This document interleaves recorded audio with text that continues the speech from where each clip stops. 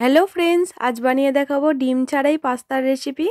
এই রেসিপি কিন্তু আমরা কম বেশি সকল মানুষই পছন্দ করি। এইভাবে বাড়িতে পাস্তা বানালে বাইরে থেকে কিনে আনার কোনো প্রয়োজনই নেই। বানানোও ভীষণ সহজ এবং খেতে তো অনেক বেশি টেস্টি হয়। কথা না বাড়িয়ে চলো রেসিপিটি জেনে নিই। তো ননস্টিকের কড়াইটা বসিয়ে দিয়েছি আর দুটো প্যাকেট নিয়েছি পাস্তার। তো একটা প্যাকেট আমি ঢেলে দিয়েছি, আরও একটা প্যাকেট আমি ঢেলে দিলাম। প্রথমে জলটাকে আমি গরম করে নিয়েছিলাম, তারপরে দুটো পাস্তার প্যাকেট আমি দিয়ে দিয়েছি। কিছুটা লবণ আমি সেদ্ধর সময় ব্যবহার করছি, বাকিটা পরে দেব। জলটা এবার ফুটে এসেছে। তোমরা চাইলে কিন্তু সাদা তেলও দিতে পারো, আমি সর্ষের তেল ব্যবহার করেছি এখানে 1 চামচ মতো। তেলটা তোমরা ইচ্ছে না হলে নাও দিতে পারো। একটা খুন্তি নিয়েছি আর খুব ভালোভাবে কিন্তু নাড়াচাড়া করে নিচ্ছি কিছুক্ষণ পর পর।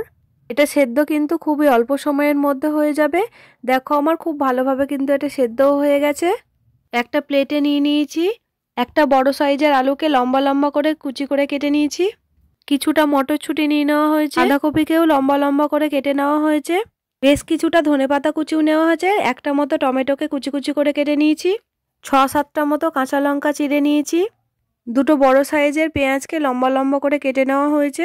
গ্যাসটা ধরিয়ে ননস্টিকের কড়াইটা কিন্তু বসিয়ে দিয়েছি।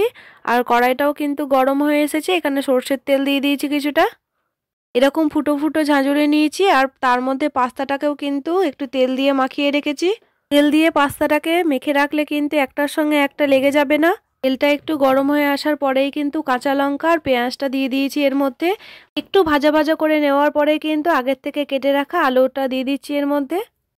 আলুটা দেওয়ার পরে কিন্তু বেশ কিছুক্ষণ এটাকে ভাজা ভাজা করে নিতে হবে। এই সময় কিন্তু গ্যাসের ফ্লেমটা মিডিয়ামে রেখে দিতে হবে। গ্যাসটাকে বাড়িয়ে করলে কিন্তু পুড়ে যেতে পারে, খুব ভালোভাবে কিন্তু ভাজাও হবে না। কেটে রাখা বাঁধাকপি আর মটরশুঁটিটা কিন্তু এর মধ্যে দিয়ে দিচ্ছি। এটাকেও খুব ভালোভাবে ভাজা ভাজা করে নিতে হবে সবগুলোর সঙ্গে। তোমরা চাইলে কিন্তু এখানে গাজর, বিনস এগুলোও ব্যবহার করতে পারো। আমার কাছে এগুলো ছিল না, সেই জন্য দেওয়া হয়নি। স্বাদ মতো লবণ দিয়ে দিলাম, আগে দিয়েছি সেই রকম বুঝেই কিন্তু এখন লবণটা দেওয়া হলো। কিছুক্ষণ সময় নিয়ে এটাকে খুব ভালোভাবে ভেজে নিয়েছি। তারপরে কিন্তু হলুদের গুঁড়ো দিয়ে দিলাম, দেখো সামান্য পরিমাণে লঙ্কার গুঁড়োও দিয়ে দিয়েছি।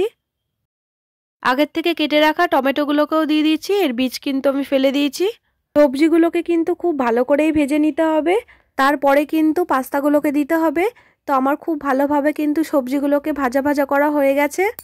সেদ্ধ করে রাখা পাস্তাগুলোকে এর মধ্যে দিয়ে দিচ্ছি সব। তেল দিয়ে মাখিয়ে রেখেছিলাম, সেই জন্য কিন্তু পাস্তা একটার সঙ্গে একটা লেগে যায়নি।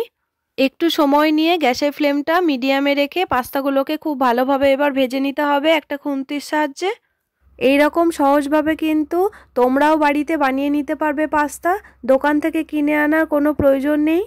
তোমাদের কাছে পাস্তা মশলা থাকলে অবশ্যই পাস্তা মশলা দেবে, আর না থাকলে কিন্তু ম্যাগি মশলাও দেওয়া যায়। তো খুব ভালোভাবে আমার কিন্তু পাস্তাগুলোকে ভেজে নেওয়া হয়েছে। এর ওপর থেকে কিন্তু 2 প্যাকেট মতো ম্যাগি মশলা দিয়ে দিচ্ছি। বাচ্চাদেরকে এটা টিফিনে বানিয়ে দিলে কিন্তু তারা অনেক বেশি খুশি হয়ে যাবে। বড়রাও কিন্তু এটা টিফিনে বা সন্ধেবেলা এটাকে খেতে পারে। আর শীতকালে সন্ধেবেলায় এরকম গরম গরম পাস্তা পেলে তো আর কোনো কথাই হবে না। ম্যাগি মশলাটা দেওয়ার পরে অনেক বেশি না ভাজা ভাজা করে নিলেও হয়ে যাবে। কিছুক্ষণ ভেজে নিয়ে ধনেপাতা ছড়িয়ে দিচ্ছি এর ওপর থেকে। ধনেপাতাটা আর পাস্তাটা খুব ভালোভাবে কিন্তু মিশিয়ে নিচ্ছি খুন্তির সাহায্যে। তারপরে কিন্তু একটা প্লেটের মধ্যে তোমাদের তুলে দেখাচ্ছি। একটা প্লেটে কিন্তু আমি পাস্তাগুলোকে তুলে নিয়েছি। তো দেখো পাস্তাগুলো কতটা লোভনীয় হয়েছে দেখতে। খেতে তো অনেক বেশি টেস্টি হয়েছিল। তোমরাও কিন্তু খুব সহজে এভাবে পাস্তা বানিয়ে খেতে পারবে। আজকের এই পাস্তার রেসিপি তোমাদের কেমন লেগেছে অবশ্যই কমেন্টে জানাবে। ভালো লাগলে লাইক করে দেবে। একটা চামচ দিয়ে তোমাদের তুলে দেখাচ্ছি পাস্তাটা। যারা নতুন বন্ধু আছো তারা কিন্তু চ্যানেলটিকে সাবস্ক্রাইব করে দেবে। পাশে থাকা বেলটি কিন্তু অবশ্যই অন করে দেবে। তো আজকের মতো টাটা বন্ধুরা, আবারও ফিরে আসছি অন্য কোনো দিন অন্য কোনো রেসিপি নিয়ে।